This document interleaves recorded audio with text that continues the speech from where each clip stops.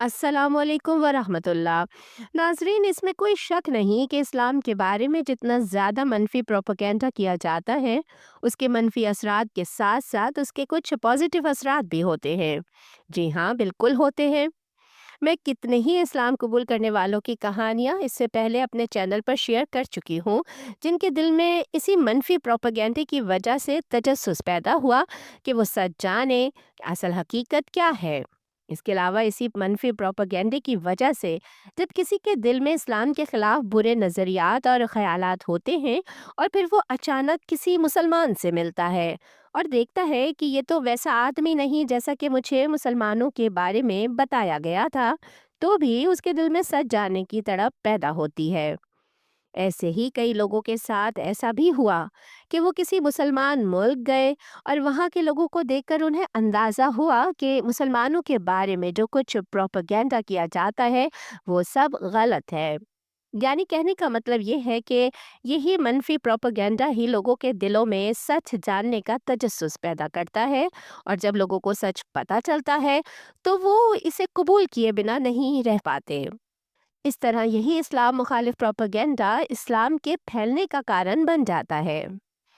आज भी मैं ऐसी ही एक इस्लाम कबूल करने वाली बहन की कहानी लेकर आई हूँ, जिसके दिल में इस्लाम के लिए अच्छे नज़रियात नहीं थे, मगर उसे एक इस्लामी मुल्क जाने का मौका मिला जहाँ जाकर यकदम उसके जज्बात बदल गए, ख्यालात बदल गए और उसने इस्लाम कबूल कर लिया। तो आइए चलते हैं आज की वीडियो की जानिब।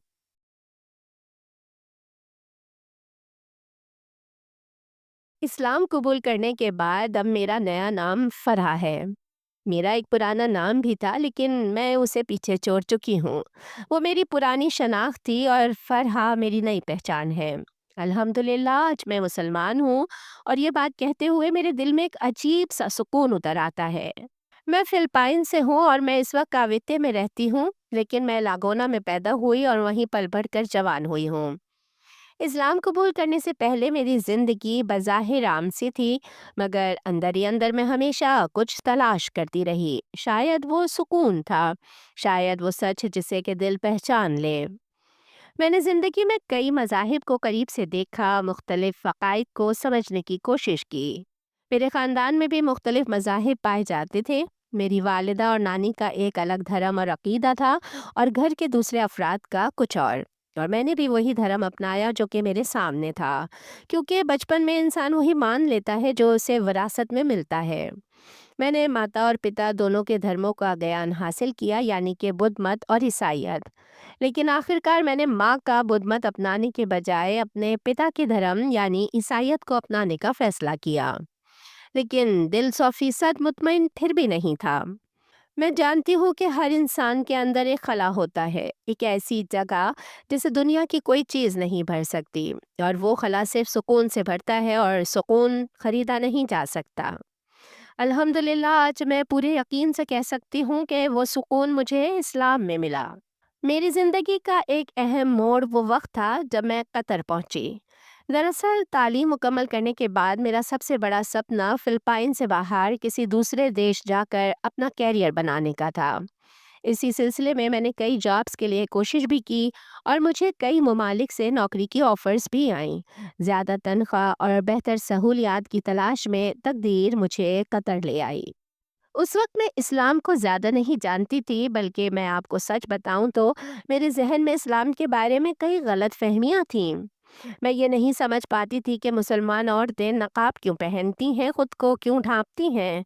मैं सोचती थी कि अगर चेहरा छुपा हो तो पहचान कैसे मुमकिन है भला। लेकिन फिर कतर में जॉब के दौरान एक दिन मैंने पहली बार खुद हिजाब और अबाया पहना। उसका मकसद सिर्फ अनुभव करना था। वो दिन मैं कभी नहीं भूल सकती। ये सिर्फ कपड़ा नहीं था, ये एक एहसास था, एक तहफ़्फ़ुज़, एक वक़ार, एक ऐसी इज़्ज़त जिसे लफ्ज़ों में बयान करना मुश्किल है।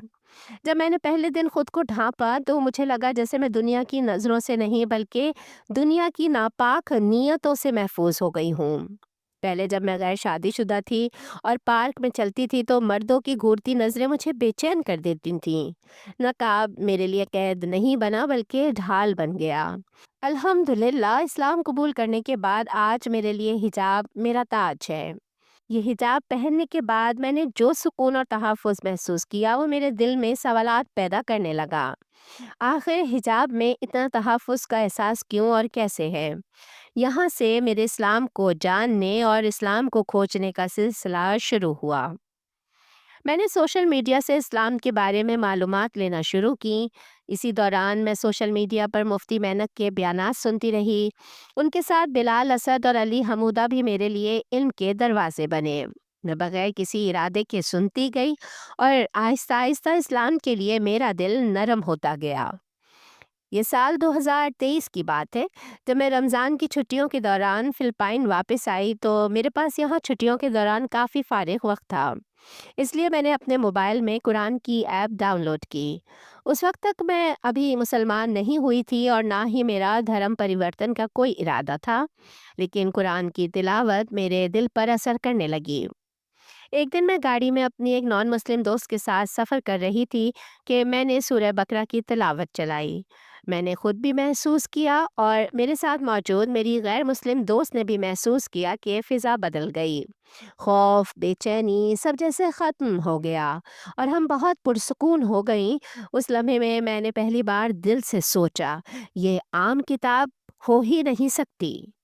ناظرین، ویڈیو میں آگے بڑھنے سے پہلے آپ سے ایک درخواست ہے کہ اگر آپ کو یہ ویڈیو اچھی لگی ہے تو پلیز ہمارے چینل کو سبسکرائب کر لیجئے، کیونکہ میں ایسے ہی اسلام قبول کرنے والوں کی کہانیاں روزانہ ہندی اردو ڈبنگ کے ساتھ اپلوڈ کرتی رہتی ہوں۔ میرے چینل کا مقصد اسلام کا پیغام ہر ہندی بولنے سمجھنے والے تک پہنچانا ہے، اور میرا یہ مقصد آپ کے تعاون کے بغیر ممکن نہیں۔ اس لیے پلیز چینل کو سبسکرائب کر کے کمنٹ سیکشن میں ضرور بتائیے کہ آپ اس مشن میں کون سے شہر سے ہمارا ساتھ دے رہے ہیں۔ جزاکم اللہ۔ قطر میں جاب ملنے کے 1 سال کے دوران ایسے کئی لمحے تھے جو مجھے آہستہ آہستہ اسلام کی طرف لے آئے۔ مجھے خود پتہ بھی نہیں چلا اور میں اندر ہی اندر مسلمان بنتی چلی گئی۔